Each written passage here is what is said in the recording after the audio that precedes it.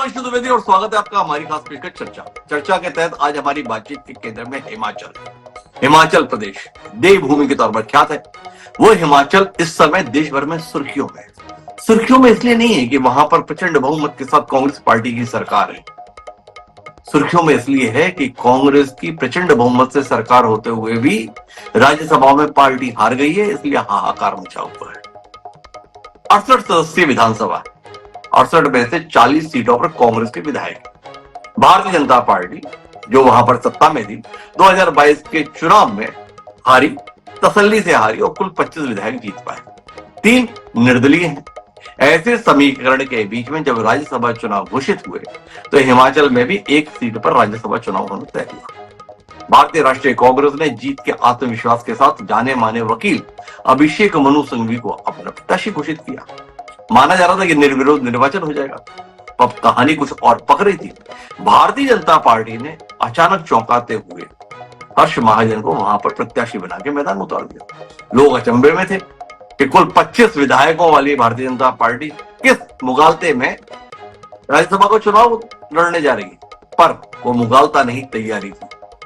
क्योंकि कल लोगों ने देखा कि 25 विधायक वाली भारतीय जनता पार्टी के प्रत्याशी हर्ष महाजन पहले बराबर के मत पाए और फिर भाग्य का खेल देखिए, जब पर्ची निकली तो उसमें भी भाजपा का प्रत्याशी ही जीत गया।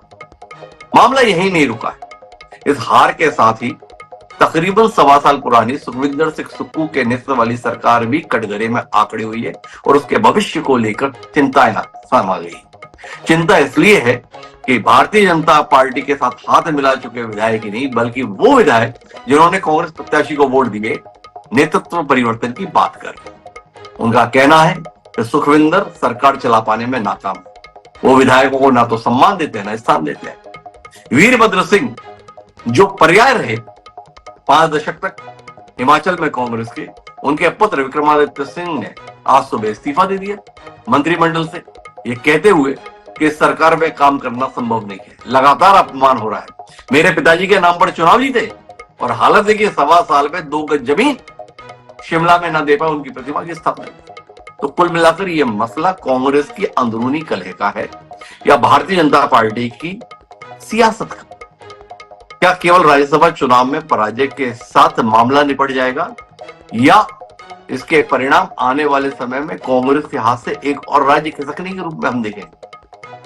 आज कांग्रेस की सरकार ने 11 विधायकों को सदन से बाहर करा के निलंबन के माध्यम से अपना बजट तो पारित करा लिया, पर क्या वो बजट कानूनी नजरिए से जायज ठहराया जाएगा? कैसे विश्वास मत के तौर पर देखा जाए? सवाल बहुत रहे, इन्हीं के उत्तर आज हम इस चर्चा में जानने की कोशिश ये भी करेंगे कि एक स्पष्ट जनादेश वाली सरकार अपने विधायकों को संभाल पाने में नाकाम क्यों रह जाती है, और विशेषकर कांग्रेस पार्टी। हमारे साथ इस युक्ति को सुलझाने के लिए कई मेहमान जुड़ेंगे, समय समय पर हम उनका परिचय भी कराएंगे। पर इस सिलसिले को शुरू करें उससे पहले समय है आज के विचार सूत्र का। तो हमारा आज का विचार सूत्र है, वह यह कहता है कि विश्वास और स्वार्थ दोनों साथ साथ चलते हैं। इनमें भेद करना आपको स्वयं सीखना होगा। ये एक मशहूर अंग्रेजी कहावत है जिसका अनुवाद हमने आपके बीच में साझा किया है। तो विश्वास और स्वार्थ साझे ही चले थे, और इस बात पर अगर आपको यकीन ना हो तो हिमाचल के वर्तमान मुख्यमंत्री सुखविंदर सिंह सुक्खू जी से मिलकर जानिए। वो जिन विधायकों को रोज सुबह ब्रेकफास्ट और डिनर करा रहे थे, पता चला उन्होंने वोट सुक्खू जी के प्रत्याशी के खिलाफ डाल दिए। अब इसी को कहते हैं विश्वास और स्वार्थ। कौन सा विश्वास और कौन सा स्वार्थ, आप समझे, और हम अपनी चर्चा को आगे बढ़ाते हैं। हमारे साथ इस चर्चा का हिस्सा बनने के लिए 4 खास मेहमान जुड़ रहे हैं। हमारे साथ राजीव सहजल जी हैं, पूर्व मंत्री हैं भारतीय जनता पार्टी के। हमारे साथ में अनिल किमटा जी हैं, वरिष्ठ पत्रकार हैं, हिमाचल की सियासत को बारीक से नजर रखने वाले। विजय डोगरा जी प्रवक्ता है कांग्रेस पार्टी के, और साथ ही हमारे साथ है राकेश सिंघा जी, पूर्व विधायक है, वामपंथी नेता है, वह भी हमारे साथ है। चर्चा की शुरुआत राजीव सहजल जी से करते हैं और राजीव सहजल जी से समझने की कोशिश करते हैं कि ये हुनर साहब आप लाते कहां से? जनता किसी को भी वोट दे, जो जीते हुए होते हैं वो वोट आपको दे देते हैं। क्या कहते हैं राजीव जी, क्या हुआ हिमाचल में? थोड़ा समझाइए ना हम लोगों को। अंतरात्मा अपने आप जागी या आपके प्रयासों ने अंतरात्मा जगा दी? धन्यवाद मुझे इस वार्ता में आमंत्रित करने के लिए जी। और आपके प्रश्न के उत्तर में मैं ये कहना चाहूंगा कि भारतीय जनता पार्टी लोकतांत्रिक व्यवस्था में विश्वास रखती है, लोकतांत्रिक परंपराओं में विश्वास रखती है। और ये सौभाग्य है कि आज विश्व के सबसे बड़े लोकतंत्र का नेतृत्व जो है प्रधानमंत्री नरेंद्र मोदी जी कर रहे हैं। और उन्होंने जो परंपराएं रखी हैं, जिन परंपराओं का अनुसरण उन्होंने किया है और जिस प्रकार से देश का उन्होंने नेतृत्व किया है, उसके लिए पूरा देश जो है, हमारी पार्टी तो गर्व करती है, लेकिन एक आम आदमी को भी अपने प्रधानमंत्री के ऊपर गर्व है और भारतीय जनता पार्टी की नीतियों के ऊपर विश्वास है। मैं ये कहना चाहूंगा कि इसमें ऐसा जैसा आप कह रहे हैं कि मुझे लग रहा है आपके कहने से कि जैसा कुछ भारतीय जनता पार्टी के करने से ऐसा कुछ हुआ है। मैं ये कहना चाहूंगा ये ऐसा नहीं है कि भारतीय जनता पार्टी के प्रयास से ऐसा कुछ हुआ है। ये तो पिछले 14 महीनों से जिस प्रकार से कांग्रेस के नेताओं का मुख्यमंत्री जी के द्वारा उनकी आवाज को दबाया जा रहा था और जिस प्रकार से उनको इग्नोर किया जा रहा था, तो ये रोष जो है ये, और समय समय पर ये लोग जो हैं इस बात को अलग अलग माध्यम से उठाते भी रहे। आज विक्रमादित्य सिंह जी ने भी अपनी प्रेस वार्ता में कहा, जब उन्होंने रिजाइन किया, उन्होंने कहा मैंने समय समय पर मुख्यमंत्री जी को अवगत करवाया, सीमा में रह करके जितना मैं कह सकता था, लेकिन कोई जो है उनकी तरफ से इसका निराकरण करने का कोई प्रयास नहीं हुआ।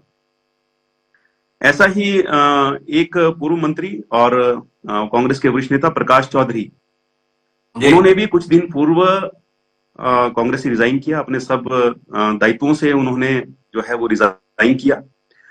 उन्होंने तो किया ही किया रिजाइन, साथ ही साथ उनके जो कुछ समर्थक थे उन्होंने भी प्रकाश चौधरी जी के रिजाइन किया जी। और ये यकायक जो है ये स्थिति नहीं बनी है, ये 14 महीने का दबाव, 14 महीने का एक किस्म से अपने ही दल के विधायकों को दबाने का प्रयास, उसकी परिणति जो है आज जो हमने जो ये जो कल हमने जो देखा है, ये उसकी परिणति जो है इस रूप में हुई है। राजस्थान में भी 5 वर्ष कांग्रेस की सरकार रही, वहां तो कोई प्रयास नहीं हुआ ऐसा। छत्तीसगढ़ में भी वहां पर भी कांग्रेस की सरकार रही, वहां कोई ऐसा प्रयास नहीं हुआ। पश्चिम बंगाल में ममता जी की सरकार चली हुई है, वहां कोई ऐसा प्रयास नहीं हुआ। तो भारतीय जनता पार्टी लोकतांत्रिक परंपराओं में विश्वास रखती है, ऐसा मुझे कहना है। ये जो लोकतांत्रिक परंपराओं में आपका यकीन है, उस पर तो कोई सवाल हो नहीं रहा।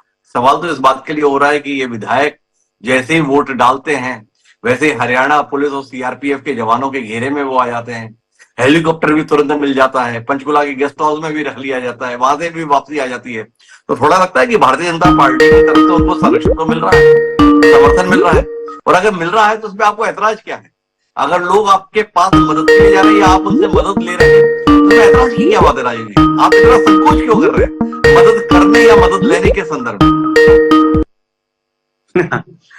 ये प्रश्न तो यदि आप वर्तमान सरकार के मुख्यमंत्री से पहुंचे कि उनके ही सरकार में, और जबकि बहुमत के साथ यहाँ पर कांग्रेस की सरकार बनी है, 40 सीटें लेकर के कांग्रेस की सरकार का गठन जो है हिमाचल प्रदेश में हुआ है, तो ऐसा क्या हुआ यकायक कि सीआरपीएफ की सुरक्षा जो है उनके विधायकों को देनी पड़ी क्या? हाँ, और ये एक भय का माहौल था विधायकों में, और मुझे लगता है उसका उपाय अगर प्रदेश सरकार नहीं कर रही है तो किसी न किसी को तो करना ही है। अरे तो राजीव जी, आप थोड़ा और ज्ञान की बात बताइए ना।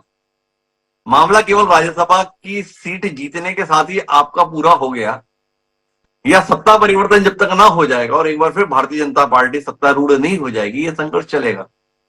क्योंकि सुन रहे हैं सरकार के खिलाफ आप अविश्वास प्रस्ताव लाने वाले थे, बजट जिस तरीके से पारित हुआ उसको लेकर भी आपकी बहुत नाराजगी है, नाखुशी है, राज्यपाल से मिलने का भी कार्यक्रम है। तो क्या है, राज्यसभा तक ही ये मिशन था या हो गया? 14 महीने की सरकार बहुत होती है। मध्य प्रदेश में कमलनाथ जी को आपने 15 महीने चलने दिया था, सुक्खू जी को 14 महीने बहुत होता है। मुझे ऐसा लगता है कि भविष्य के गर्भ में क्या है, देखिए मैं कोई भविष्यवक्ता तो हूं नहीं कि मैं आपको यह बता पाऊं कि आगामी घटनाक्रम जो है किस प्रकार के रहेंगे।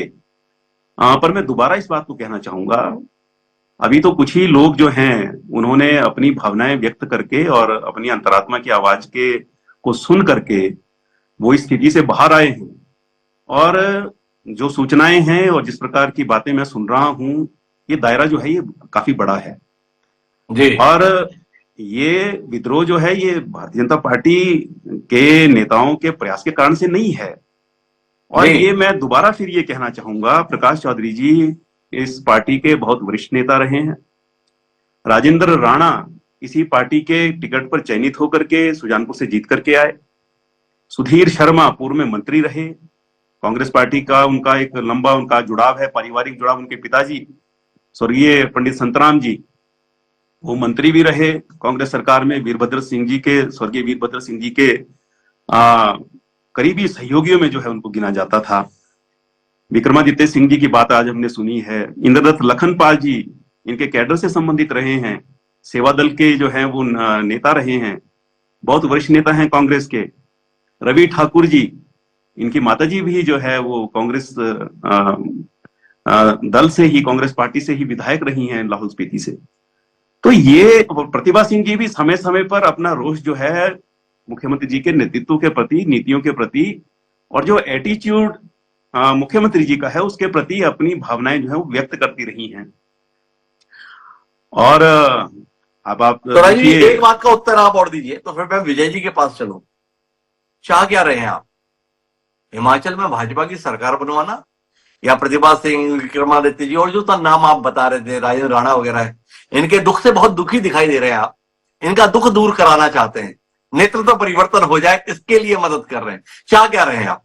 पार्टी के स्तर पर परिवर्तन चाह रहे हैं या चेहरे के स्तर पर परिवर्तन चाह रहे हैं? राजीव, थोड़ा सा इसके संदर्भ में और आपकी तरफ से रोशनी पड़ जाए तो विजय जी से मुझे बातचीत करने में बड़ी सहूलियत हो जाएगी, उनका भविष्य जानने में।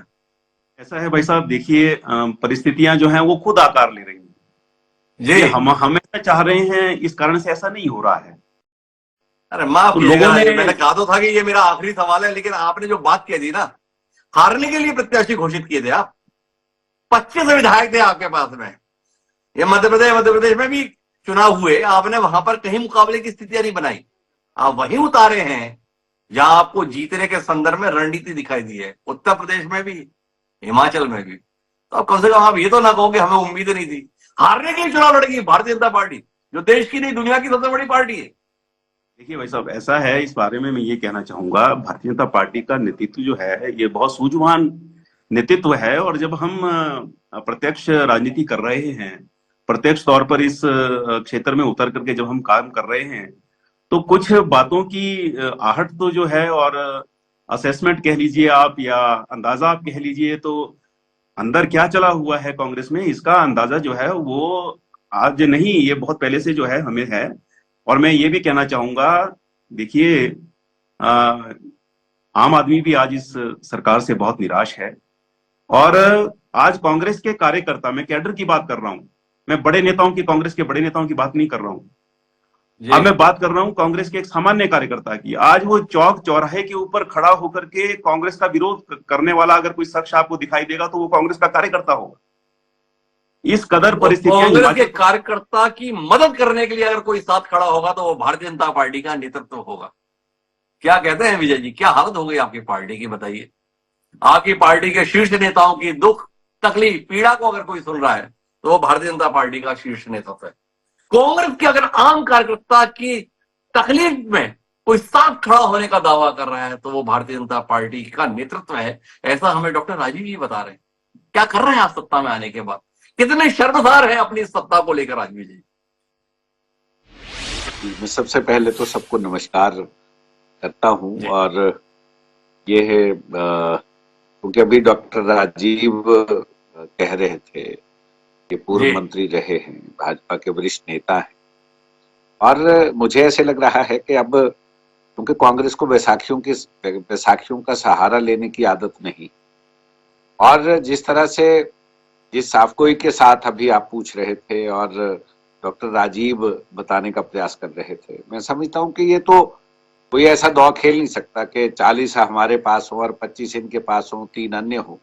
ये कहीं ना कहीं एक सोची समझी साजिश तो थी ही, लेकिन हमारे यहाँ हिमाचल प्रदेश में इस तरह की रिवायत नहीं थी। और क्योंकि संगठन है, संगठन और सरकार के बीच बहुत उठता रहा है, जब पीछे भी कांग्रेस की सरकारें नहीं है कि संगठन और सरकार के बीच तालमेल नहीं। लेकिन अब इसको हवा दे के जिस तरह का रुख मोड़ा गया है, मैं समझता हूँ ये दुर्भाग्य।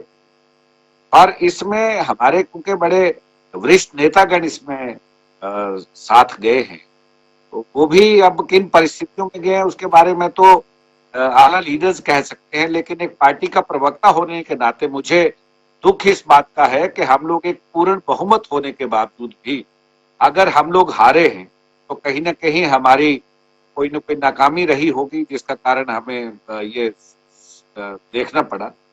आज आज जिस तरह की परिस्थितियां बनी हुई हैं और जिन परिस्थितियों के अनुरूप आज ये क्यास लगाए जा रहे हैं कि मुझे तो ऐसे लगता है कि 6 विधायक, इसमें जी। से 2 हमारे बड़े 3-4 लोग हमारे बड़े सीनियर लोग, और जिनमें से आदरणीय श्री सुधीर शर्मा जी वो एआईसीसी के हमारे सेक्रेटरी रहे हैं और कांग्रेस के एक आला नेता हैं। राजेंद्र राणा जी जब से भाजपा से आए हैं तब से कांग्रेस के कार्यकारी अध्यक्ष पद तक वो गए हैं और एक सुलझे हुए व्यक्ति हैं।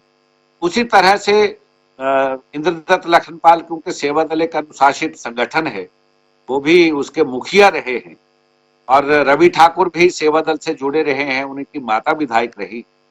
तो मुझे ऐसे लगता है, और हम लोग क्योंकि अब इस पसोपेश में हैं कि जिस तरह का ये नाटकीय अंदाज जो हुआ है इस हिमाचल प्रदेश में, ये कभी हिमाचल प्रदेश के इतिहास में ये पहली बार है। और हर्ष महाजन जी भी क्योंकि कांग्रेस का हिस्सा थे बचपन से लेके बड़े लंबे समय तक 2022 तक वो कांग्रेस के भिन्न भिन्न पदों पे रह के पूर्व मंत्री रहे, कांग्रेस के कार्यकारी अध्यक्ष थे। क्या कारण रहे कि वो बीच में छोड़ के भाजपा में चले गए, और उस रणनीति में आज राज्यसभा की सीट हम हुई, लेकिन फिर भी कांग्रेस का मनोबल टूटा नहीं है और कांग्रेस अपनी सरकार बड़े बेहतर तरीके से 5 साल के लिए चलाएगी। बड़े रोचक बात कर रहे हैं विजय जी, मैं थोड़ा समझना चाहता हूँ। आपकी पार्टी से गया हुआ नेता भाजपा से राज्यसभा में पहुंच जा रहा है, 40 विधायक और 3 निर्दलीयों का समर्थन वाली सरकार होते हुए भी राज्यसभा में आप बुरी तरीके से धराशायी हो गए हैं। इसके बावजूद भी आपका मनोबल टूटा नहीं है, तो कौन सी घटना ऐसी होगी जब आपका मनोबल टूट जाएगा? क्या चाहते हैं आप? राजीव जी जब शपथ करा दे एक बार फिर जयराम ठाकुर जी की, या राजेंद्र राणा जी भाजपा का हिस्सा बनकर शपथ ले ले, तब मनोबल टूटेगा? मतलब आपको कहीं कोई अपने आप में शर्मिंदगी है इस बात को लेकर कि हम क्या सरकार चलाए और क्या संगठन चलाए? हमारी नाक के नीचे हमारे विधायक ही निकल गए और पता नहीं चला। इसको लेकर कितना गुस्सा आपके अंदर है विजय जी? कोई गुस्सा है आपके अंदर कि हुआ क्या हमारे साथ और हमारे लोगों ने किया क्या? आप बता रहे हैं ये बड़े नेता, ये बड़े नेता, ये कैसे बड़े नेता जो पूरे देश में पार्टी को शर्मसार करा दिए?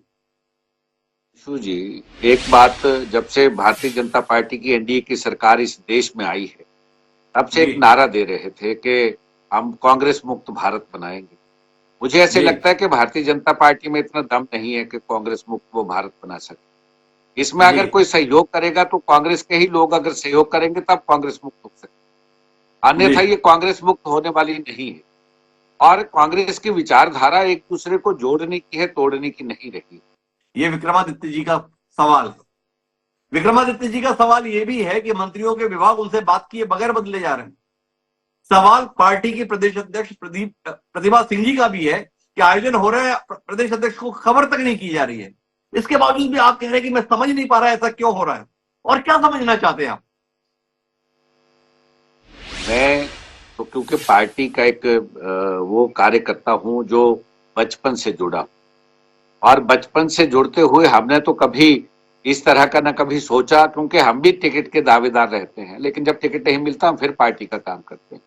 विरोधाभास होता है, अपनों के साथ ही होता है, अपने परिवार में ही लड़ते हैं, और परिवार के बहुत से सदस्यों को इकट्ठा चलाना ये भी एक महारत कि हम किस तरह से आगे बढ़े, किस तरह से हम इन सारी बातों को लेके हम चले। और आज की इन परिस्थितियों में मुझे ऐसा लगता है कि कहीं ना कहीं एक संवाद का जो एक संवाद नहीं हो पाया सही तरीके से, और क्योंकि आशाएं और आकांक्षाएं तो सब व्यक्ति की होती हैं कि अगर मैं विधायक बन गया तो अब मैं मंत्री बनूं, अगर मैं मंत्री बन गया तो मैं मुख्यमंत्री बनूं, इस तरह की आकांक्षाएं सभी रखते हैं। लेकिन उन आकांक्षाओं के को पूर्ण करने के लिए हम उस झंडे को नीचे दिखाने के लिए हम लोग उतर जाएं, वो मेरी समझ से बाहर है। और चलिए मैं एक सवाल का उत्तर लेता हूं, फिर आगे बढ़ता हूं सिंघा जी के पास में। क्या उम्मीद करें, कांग्रेस की सरकार बचेगी, सुप्पू जी की कुर्सी बचेगी, या कुछ और होगा? क्या उम्मीद करें? क्योंकि आपकी पार्टी के तमाम विधायकों ने खुलकर कह दिया है कांग्रेस से शिकायत नहीं है, पार्टी से नाराज नहीं है, लेकिन ये मुख्यमंत्री नहीं चलेगा। क्या कहते हैं आप? समय आ गया मुख्यमंत्री बदला जाए। मैं सुन रहा था कि अभी कुलदीप राठौर जी हमारे पूर्व अध्यक्ष रहे हैं और जी अखिल भारतीय कांग्रेस कमेटी के प्रवक्ता हैं। उन्होंने ये बड़ा साफ कर दिया है कि हमारा एक परिवार है, ऑब्जर्वर्स आए हैं, ऑब्जर्वर्स हर विधायक के साथ मिल रहे हैं, हमारे नेताओं से मिल रहे हैं, हमारी प्रदेश अध्यक्षा से मिल रहे हैं और उनसे मिलने के बाद जो फीडबैक उनको मिलेगी उस फीडबैक के बाद को फैसला लिया जाएगा और उस फैसले तक मैं ये कहूंगा कि बड़ी जल्दबाजी होगी आज क्योंकि हमें ऐसे लगता है कि ये सरकार प्रदेश के लोगों ने 5 वर्ष के लिए चुनी है और ये 5 वर्ष तक ये चुनी हुई सरकार लोगों की जनहितैषी योजनाओं को लेकर आगे बढ़े और सरकार प्रदेश में हिमाचल प्रदेश में कांग्रेस की काम करती रहे, ये मैं कहना चाहता हूँ। तो विजय जी, ये कहने की स्थिति में नहीं है भाई सुक्कू जी रहेंगे कि नहीं रहेंगे, पर वो चाहते ही हैं भाई कांग्रेस की सरकार बनी रह जाए। तो मेरे साथ सिंघा जी हैं। सिंघा जी क्या मान रहे हैं? कांग्रेस में आग घर के अंदर से लगी या भारतीय जनता पार्टी ने पेट्रोल दिया, सलाई सब कुछ भेज दिया इसलिए आग लग गई? सिंघा जी, पहले तो जानने में ये दिलचस्पी है। थोड़ी देर तक ही मैं आपके साथ रह सकता हूं कोई बात और नहीं इस सिंघा जी। संक्षिप्त समय में मैं 2-4 बातें कहना चाहता हूं। जी पहली तो बात है कि पार्टी ने एक नई परंपरा देश में शुरू की है और मैं इनको विश्वास दिलाना चाहता हूं, ये खरीद फरोख्त की राजनीति हिमाचल प्रदेश में नहीं चलने वाली। ये एक समय हरियाणा में आया राम गया राम की राजनीति चली थी और माफ करे सैजल साहब मुझे, जो भी इन साफ साबित हुआ है ये बहुत सी बातें छुपा रहे हैं। क्या बात छुपा रहे हैं? हरियाणा की पुलिस आई, सेंट्रल रिजर्व पुलिस फोर्स आई और शरण कहां दिया गया 6 विधायकों को? आप हरियाणा में जहां इनकी सरकार है, जब यहां लाए गए तो किसने लाए? और वो विधानसभा को इंटर कर गेट को तोड़ते हैं और फिर उसके बाद विधानसभा में जब व्हिप जारी की गई, व्हिप को उन्होंने ओबे नहीं किया और वापस वो वहां गए। उनको डिफेंड कौन कर रहा है स्पीकर महोदय के सामने? सतपाल जैन डिफेंड कर रहे हैं। सतपाल जैन जी कौन है? तो देखिए, ये जो ड्रामा भारतीय जनता पार्टी करना चाहती है ये बहुत दुर्भाग्य है। मैं आज जयराम जी का चेहरा देख रहा था और उनका चेहरा इस प्रकार का था जिस तरीके से एक दोषी जब पकड़ा जाता है और गिल्टी होता है उस तरीके का चेहरा है। मैं तो इनसे सिर्फ एक विनती करना चाहता हूं कि जो देश के अंदर नोटों के आधार पर सरकारों का बनाने का जो कार्य आप कर रहे हैं, मेहरबानी कर हिमाचल प्रदेश जहां पर सीधी सादी जनता रहती है, जहां बहुत ईमानदारी है, उस बेईमानी को हिमाचल प्रदेश में इंपोर्ट करके ना लाए। इस वायरस को भारी रहने दे हिमाचल प्रदेश। अच्छा सिंघा साहब, एक बात बताओ, आप भारतीय जनता पार्टी पे नाराज हो, ये पैसे देके खरीद रहे हैं, ऐसा आपका आरोप है। ये कांग्रेस पे आपकी नाराजगी क्यों नहीं है?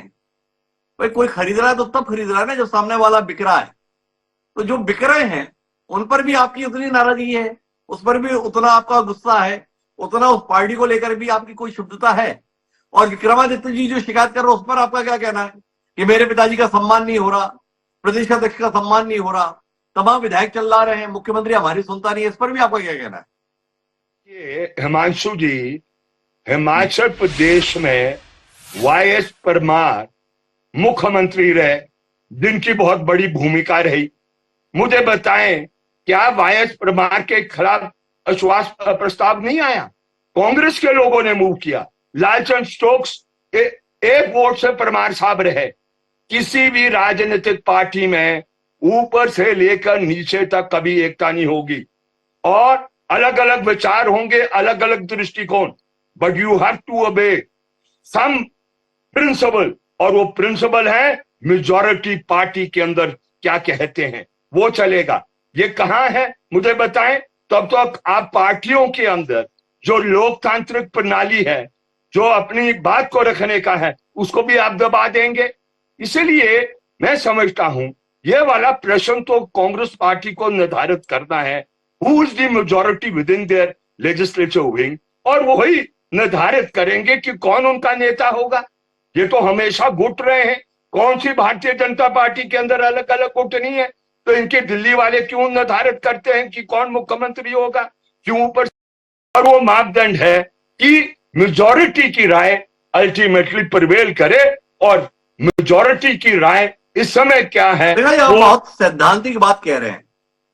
क्या आपको कांग्रेस को लेकर इस बात की खिन्नता नहीं है कि उनका आला कमान हद से ज्यादा कमजोर और लाचार हो गया है? आपने कहा कि भारतीय जनता पार्टी में तय करता है ना ऊपर का नेतृत्व करता है, पर बाकी सारे लोग उसकी बात मानने के लिए बाध्य रहते हैं। भारतीय जनता पार्टी में तय कर दिया जाता है, उसकी बात को पालन कर दिया जाता है। कांग्रेस में हाईकमान तय करता है, पर नीचे के स्तर पर उसके उल्लंघन के उदाहरण देखने को मिलते हैं, लोग मानने के लिए तैयार नहीं। अभिषेक मनु सिंघवी जैसा काबिल वकील चुनाव हार गया। क्या कहते हैं सिंघा जी? कांग्रेस आला कमान की इस लाचारी के संदर्भ में, इस कमजोरी के संदर्भ में, इस दीनता के संदर्भ में मैं आपके इस तर्क से, इस बात से बिल्कुल सहमत हूं। आज कांग्रेस पार्टी जिस तरीके से आजादी के बाद रही और काफी लंबे समय तक रही, वो आज उस रूप में कांग्रेस पार्टी नहीं। संगठन नाम का कोई चीज नहीं रही, विचार की कोई रूप नहीं रहा। जो जिस धर्म निरपेक्षता के आधार पर राष्ट्रीय मुक्ति आंदोलन से निकलकर एक समझ बनी थी, आज वो समझ कांग्रेस पार्टी के अंदर बहुत धूमिल हो गई है, एक धुंधलापन आ गया है। आप हर किस्म का नारा दे देंगे, जिस नारे के लिए, जिस विचार के लिए, जिस सैक्रिफाइस के लिए कांग्रेस पार्टी जानी जाती थी, मुझे माफ करे कांग्रेस के लोग, वो आज नहीं रहा। और इसलिए यह नतीजा हुआ। वो जो खरीद फरोख्त हुई होगी, वो तब खरीद फरोख्त हुई जब वो खरीदने के लिए कोई तैयार हुआ। अगर जब खरीदने के लिए कोई तैयार नहीं होगा तो क्या कौन खरीद सकता है? लेकिन चलो, वो बात कांग्रेस पार्टी की है, मैं उस पर ज्यादा टिप्पणी नहीं करना चाहता। मैं तो अपनी बात यहीं तक सीमित रखना चाहता हूं। प्लीज, हिमाचल प्रदेश के अंदर ये जो परंपरा लाई है डराने की, धमकाने की, खरीदने की, ये परंपरा मेहरबानी करके आप ना लाएं।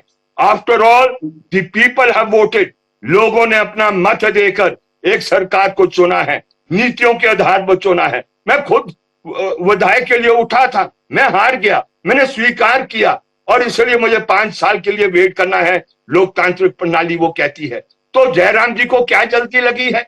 When he is in a minority, सिर्फ 25 MLA उनके पास है, तो ये सारा सैजल साहब उसको छुपाना चाहते हैं कि नहीं नहीं, हमने खरीदने का काम नहीं किया है। ये बहुत दुर्भाग्य है, और ये बहुत दुर्भाग्यपूर्ण है। राकेश जी का ऐसा कहना है। सिद्धांत की राजनीति करने वाले नेता की पहचान रही है राकेश जी की।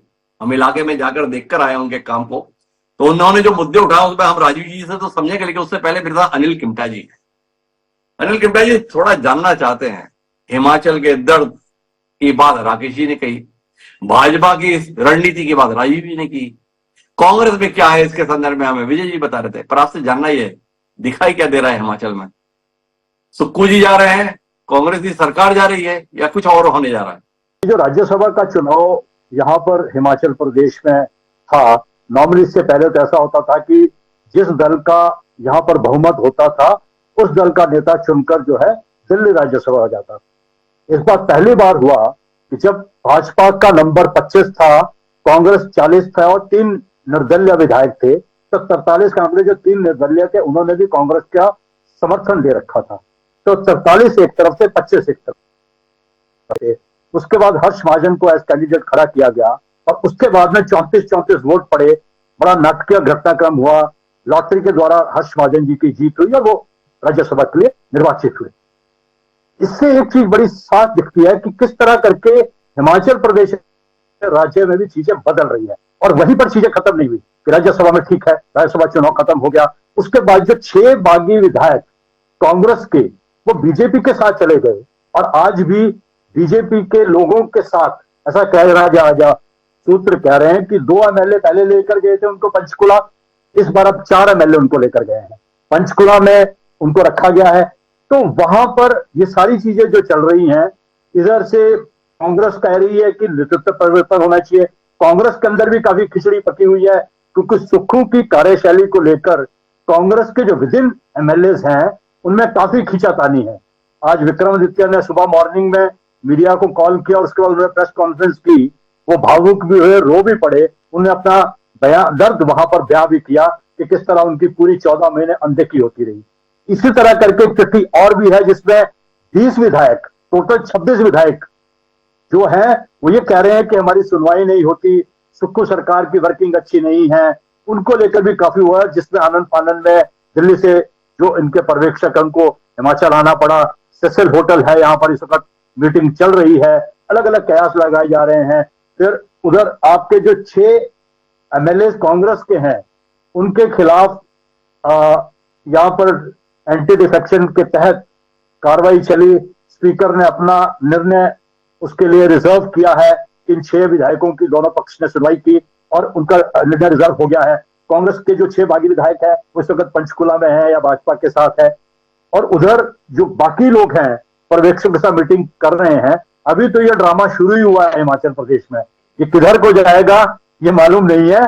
थोड़ा थोड़ा समय जैसे जैसे बीतता जाएगा वैसे वैसे करके एपिसोड नंबर 1, एपिसोड नंबर 2 बाहर आएगा। पर अभी जो लग रहा है कांग्रेस के जो विधायक हैं, जो लोग हैं, वो कह रहे हैं कि लीडरशिप चेंज की भी उनकी बात आ रही है, लेकिन मुख्यमंत्री का बयान आया है, वो कह रहे हैं ना लीडर चेंज होगा ना सरकार चेंज होगी। अपन खबरों पर नहीं, थोड़े विश्लेषण पे जाना चाहते हैं। क्या आपको लगता है कि सुक्खू जो जमीन से उठे हुए नेता हैं, गांधी परिवार के विशेष करीबी माने जाते हैं, खासतौर पर राहुल गांधी और प्रियंका गांधी के बड़े विश्वास पत्र माने जाते हैं, मुख्यमंत्री तो बन गए पर बचे नहीं रह पाएंगे? जिस शैली में उन्होंने राजनीति की और खास तौर पर वीरभद्र सिंह के साथ उनका टकराव दशकों से जग जाहिर था, मुख्यमंत्री बनने के बाद उस टकराव को वो बनाए रखे, इसकी कीमत उन्हें चुकानी पड़ रही है और उनका जाने का समय आ गया है। देखिए, जो अभी चीजें दिख रही है और जो जमीनी स्तर पे चीजें लग रही हैं, तो यही लग रहा है कि जो कांग्रेस के जो एमएलए हैं उनका मानना यही है कि कहीं ना कहीं मुख्यमंत्री की कार्यशैली जो है वो काफी डिक्टेटर वाली थी, ये ऐसा वो कह रहे हैं, ये उनका कहना है। अब बात यह है कि वो अपने पर्यवेक्षक के पास में क्या चीज रखते हैं, क्या उनका मत रहता है, क्या इस बात पे आते हैं कि लीडरशिप चेंज की जाए और सरकार को बचाया जाए। और अभी क्योंकि उधर भाजपा भी ये कह रही है कि ये तो 6 लोग हैं, उधर हमारे साथ और भी लोग संपर्क में हैं, कितने लोग संपर्क में हैं मालूम नहीं, कुछ बीच में दबी जुबान में ये कहते हैं ये तो कुछ स्पष्ट नहीं है। अनिल कृपया जी मुझे ये बता रहे हैं, मेरे साथ भारतीय जनता पार्टी के वरिष्ठ नेता करण नंदा जी जुड़ गए हैं। करण जी, आपकी योजना में कितना तुषारापात हो गया? आप केवल राज्यसभा जीतना चाहते थे या कांग्रेस की सरकार को ही हिमाचल से विदा करना चाहते थे? थोड़ा स्पष्ट करेंगे। राज्यसभा में जो नॉमिनेशन फाइल किया जी, उसमें पूर्ण रूप से ये स्पष्ट रूप से निकल के आया है कि 6 सीटें जो है वो कांग्रेस के पाले से झटकी जी, और उसके उपरांत जो है 3 अन्य ने हमें जो है वो समर्थन किया और उसके बाद 34 पे टाई हुआ और उसके बाद लॉटरी सिस्टम में भी जो है वो भारतीय जनता पार्टी जो है वो विजय भव हुई। उसके बाद जितनी भी ये प्रक्रिया हमारे सामने आई, आप देखेंगे कि हमने मांग करी cut motion with a divided house. जी, उसके बाद हमने मांग करी कि हम जो है वो चाहते हैं कि आप फ्लो टेस्ट पे आइए, अपने जो समर्थन है वो पूरा का पूरा दिखाइए। तो उसके बाद जो क्या हुआ, ये बहुत चीज देखने की है कि 15 विधायकों को आज सुबह सस्पेंड कर दिया गया जी, और जब वो और उसके उपरांत जो है इन्होंने बजट को पास करा, तो ये हिटलर राज है। अब विधानसभा के जो अध्यक्ष है उन्होंने पूर्ण रूप से एक चिट्ठी काटी और उसके बाद 6 विधायकों को जिन्होंने क्रॉस वोट डाला उसकी सदस्यता रद्द कर दी। वहां पर भी भारतीय जनता पार्टी के जो हमारे वकील है सत्यपाल जी, तो सत्यपाल जी ने जो है अपना वर्जन रखने का प्रयास किया और वो वर्जन भी सुना नहीं गया। जब वो वर्जन सुना नहीं गया, उनको पहले 1 बजे फिर बजे के सामने जो है वो पिटीशन जो है वो 4 बजे उनकी हैंडओवर की गई। जब वो पिटीशन 4 बजे हैंडओवर की गई तो उनको जो है मौका नहीं दिया गया कि वो सुनवाई हो सके। तो कुल मिला के ये तानाशाही चल रही है। कहीं ना कहीं जो है वो कांग्रेस सरकार जो है वो ये समझ गई है कि उनके जितने भी पाले से जो है वो वोट निकले चले जा रहे हैं, और भारतीय जनता पार्टी ने जो हाथ डाला है वो पूरा पक्का डाला है। और जिस प्रकार से हमारे पास मैंडेट की अंदर की इंफॉर्मेशन है तो इनका जो बल है वो पूर्ण रूप से कम होता दिखाई दे रहा है। इसलिए जो है ये नो कॉन्फिडेंस मोशन से दौड़ते दिखाई दिए। करुण जी, आपने सारी बात गोल गोल कर दी, साफ बात कही नहीं। जानना हमारे ये था कि भाई राज्यसभा ही जीतनी थी या सरकार भी बनानी और अभी ही बनानी है। उद्देश्य थोड़ा स्पष्ट कीजिए ना, क्या है इरादा? देखिए, राज्यसभा की जीत निश्चित रूप से हुई है और सरकार की जीत जो भारतीय जनता पार्टी चाहती है वो भी होगी। तो ये दोनों हम चाहते हैं और ये होकर आए। तो दोनों चाहते हैं, सीधे स्पष्ट कर दिया करण नंदा जी ने। केवल राज्यसभा जीतना नहीं है, हमें तो सरकार भी बनानी है। विजय जी के पास जाऊंगा, लेकिन इससे पहले इसके तकनीकी पहलुओं पर बात करने के लिए मेरे साथ संसदीय मामलों के जानकार देवेंद्र वर्मा जी जुड़ गए। छत्तीसगढ़ विधानसभा के प्रमुख सचिव रहे हैं देवेंद्र वर्मा जी। वर्मा जी, जानना यह है कि आज हिमाचल में जो कुछ हुआ विधानसभा में, उसका अंदेशा नेता प्रतिपक्ष जयराम ठाकुर जी ने सुबह राज्यपाल से मिलकर ही बता दिया था कि बजट पास कराने के लिए बहुमत न होते हुए भी सस्पेंशन की प्रक्रिया अपनाते हुए कार्रवाई की जाएगी। जयराम ठाकुर जी जो सुबह बोले थे, दोपहर में वो ऐसा होते हुए भी देख लिया। भारतीय जनता पार्टी के तमाम विधायकों को निलंबित किया गया। जब वो सदन से निलंबित हो गए उसके बाद बजट पास करा लिया गया। अब कहा जा रहा है कि विश्वास मत की तो जरूरत ही नहीं है अगले 3 महीने तक, क्योंकि जब बजट पास हो गया तो अविश्वास किस बात का। तो अब आपसे जरा रोशनी चाहिए, क्या कहता है कानून, क्या कहता है विधान, और क्या होगा आगे? देखिए, राज्यसभा चुनाव में यदि कोई कैंडिडेट कम बहुमत वाला, जिसके पास में उतने पर्याप्त मत नहीं थे, यदि क्रॉस वोटिंग के माध्यम से कोई कैंडिडेट जीता है, इसका आशय ये तो कदापि नहीं निकाला जा सकता कि सदन में उनका बहुमत कम हो गया, क्योंकि राज्यसभा का इलेक्शन सदन की कार्रवाई से एक पृथक हिस्सा है। इसलिए वहां उस बेसिस के ऊपर कि क्योंकि वहां पर सरकार, वहां पर हमारा क्या, वहां पर 6 सदस्य इधर हो गए हैं और वहां पर, और वो भी वो उससे वो लॉटरी से हुआ आखिरी में बराबर मत के बाद में, इसलिए स्थिति कोई बहुत स्पष्ट नहीं है। और राज्यसभा के इलेक्शन जीतना या हारने से ये नहीं कहा जा सकता कि सभा में बहुमत समाप्त हो गया है या सभा में बहुमत किसी को प्राप्त हो गया है। अब ये केवल राजनीतिक बातें हैं। सभा का बहुमत तो तभी सिद्ध होगा जब वहां पर सभा में बहुमत सिद्ध करेंगे, तो पता चलेगा कि वास्तव में किसकी सरकार रहेगी, किसकी नहीं रहेगी। जहां तक सभा की कार्रवाई से 15 सदस्यों को निलंबित करने की बात है, तो मेरा ये कहना है कि निलंबित करने का स्पीकर को होता है, और जब ये स्पीकर देखता है कि सभा ठीक से रेगुलेट नहीं हो रही है तो निश्चित तौर पर निलंबित करते हैं। आपने देखा होगा अभी लोकसभा की कार्रवाई में भी 3-3, 4-4 बिल पूरे प्रतिपक्ष को निलंबित करने के बाद में और वहां पर भी पारित हुए। तो ऐसा नहीं है कि ऐसी कार्रवाई नहीं हो सकती। निश्चित तौर पर सभा की कार्रवाई के संचालन में भी व्यवधान आ रहा है, और बजट जैसा इंपॉर्टेंट चीज यदि वो पास ना हो तो उससे पूरी सरकार की गतिविधियां सारी सस्पेंड हो जाएगी। और भाई मैं आपको अपना मूल विषय बताता हूं। ये एक कोई विधेयक पारित होने का विषय नहीं है, कोई बिल पास होने का विषय नहीं है। विषय ये हो रहा है कि आपने करण नंदा जी की बात सुनी, भारतीय जनता पार्टी के जिम्मेदार नेता हैं, मीडिया प्रभारी हैं। उन्होंने कहा राज्यसभा की सीट भी जीतनी थी और सरकार भी बनानी। सरकार कैसे बनेगी? सरकार तब बनेगी जब वर्तमान की जो सरकार है वो हटेगी। हटेगी कैसे? तो सदन पे विश्वास नहीं रहा, सदन का विश्वास नहीं रहा, इसलिए हटेगी। तो अब इनका कहना यह है कि इस सरकार के प्रति सदन के सदस्यों का विश्वास नहीं, और कांग्रेस के तमाम विधायकों के बयान ऐसा बोध भी करा रहे हैं कि विश्वास का तो संकट है।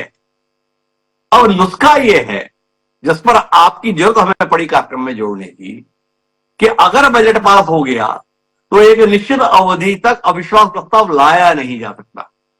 इसके संदर्भ में थोड़ा रोशनी दीजिए ना कि क्या अब अविश्वास प्रस्ताव अगले 3 महीने या 6 महीने के लिए टल गया, या चाहे तो अविश्वास प्रस्ताव कल ही हो सकता है, क्योंकि 17 स्थान भी हो गया।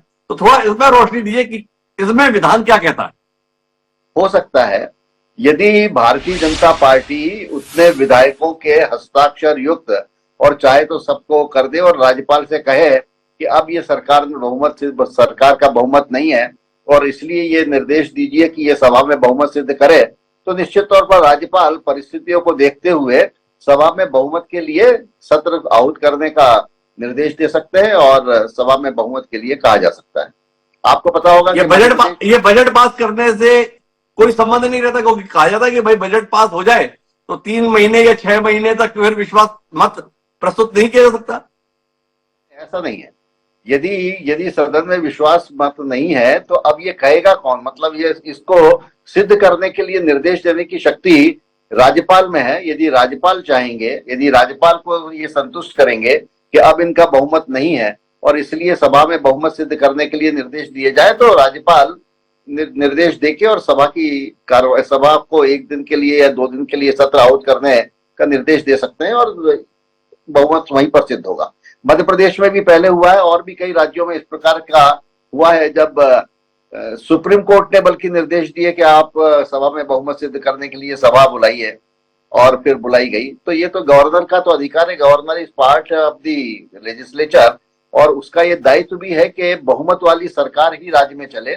और यदि कभी बहुमत भी इस बीच में यदि बहुमत खत्म हो गया है तो परिस्थितियों को देखते हुए गवर्नर निर्देश दे सभा में बुलाने का, क्योंकि अब पहले तो गवर्नर के गिनती के आधार के ऊपर हो जाता था, लेकिन अब ये सुप्रीम कोर्ट का निर्णय हो गया है कि बहुमत का निर्णय सभा में ही होगा और इसलिए बहुमत का निर्णय सभा में करने के लिए राज्यपाल निर्देश दे सकते हैं। राज्यपाल निर्देश अभी भी दे सकते हैं। तो विजय जी वापस आपके पास आता हूं, हालात बहुत विकट हैं आपके, सुक्कू जी को बचाएंगे या सरकार को बचाएंगे, क्या तय कर रहे हैं?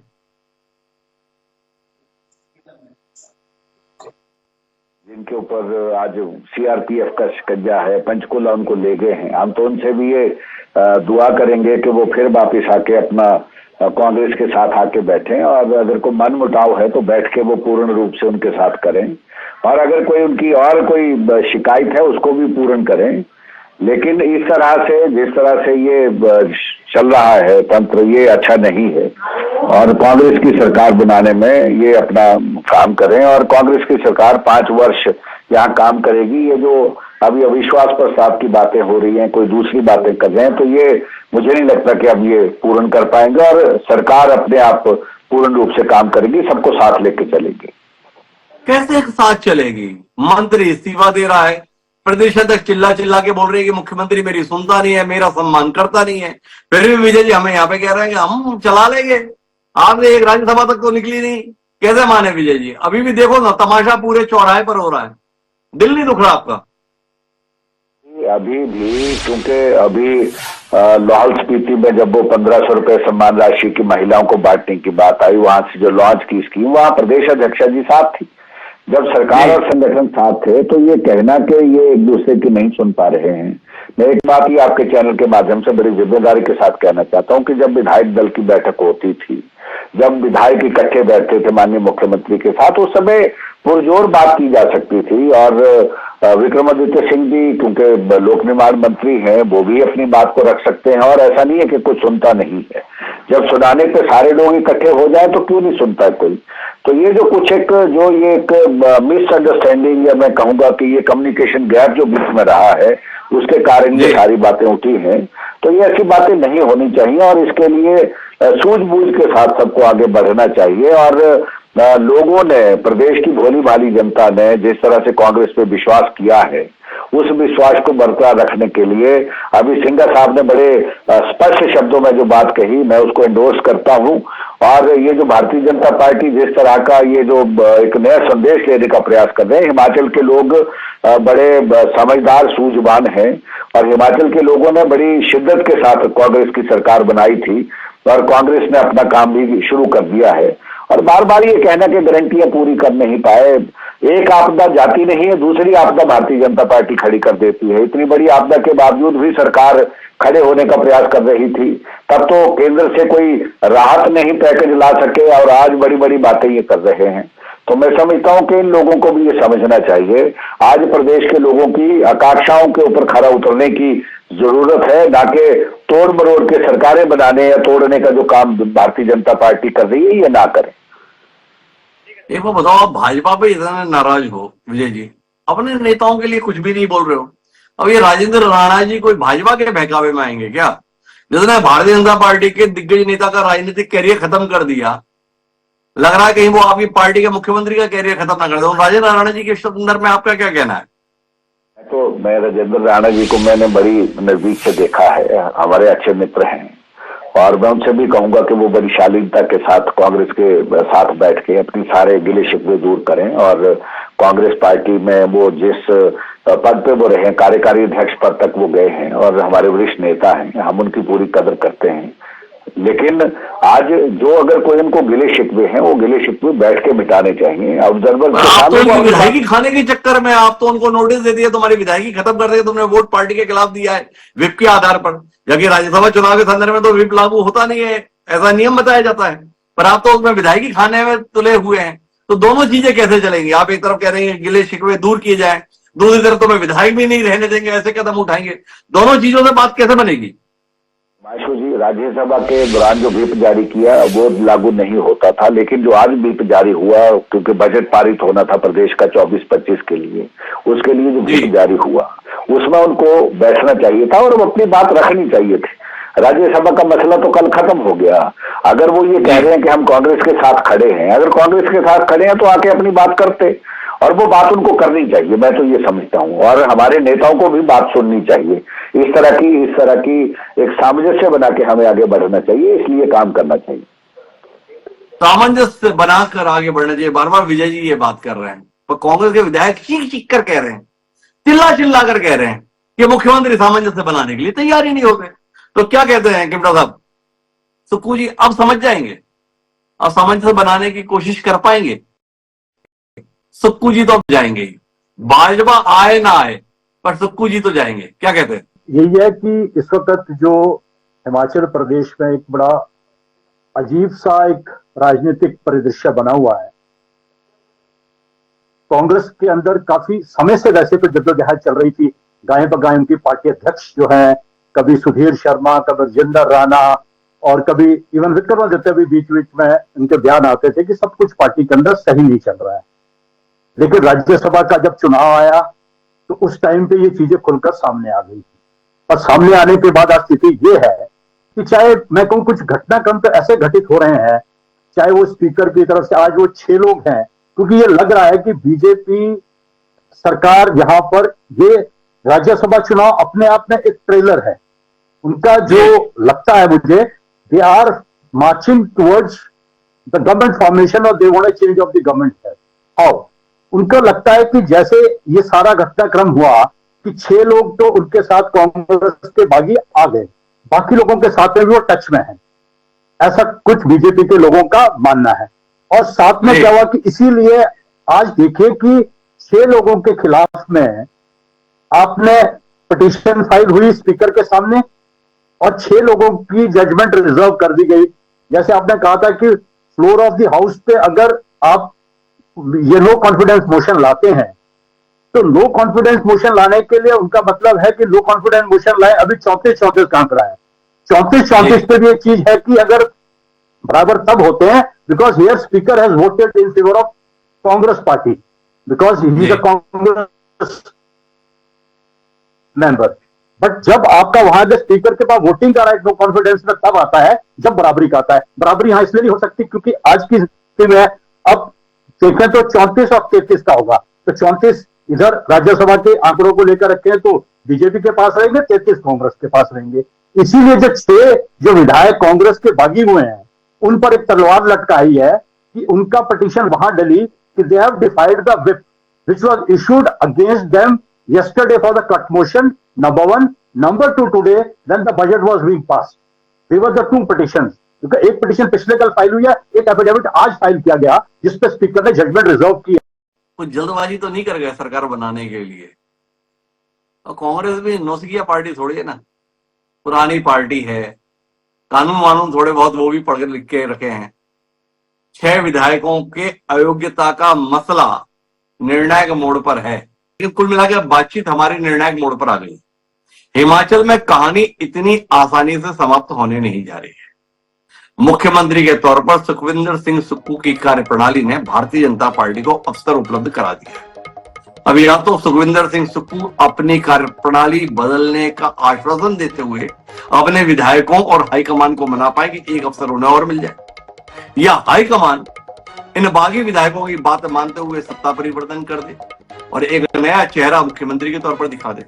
पर सुखविंदर सिंह की भी जो फितरत है, उसमें कुर्सी जाने के बाद वो क्या कांग्रेस के साथ बने रहेंगे, ये भी तो सवाल। तो कुल मिलाकर कांग्रेस में सत्ता की होड़ का जो द्वंद्व है वो भारतीय जनता पार्टी को स्वयं अवसर उपलब्ध करा दे और भारतीय जनता पार्टी ऐसे किसी अवसर को खोना पाप समझती है। तो तय मानिए हिमाचल में अभी सियासत का खेल जारी रहने वाला है। इस खेल पर हम निगाह बनाए रखेंगे और समय समय पर आपसे बात भी करते रहेंगे। आप चारों मेहमानों का बहुत बहुत धन्यवाद हमारे चर्चा का हिस्सा बनने के लिए।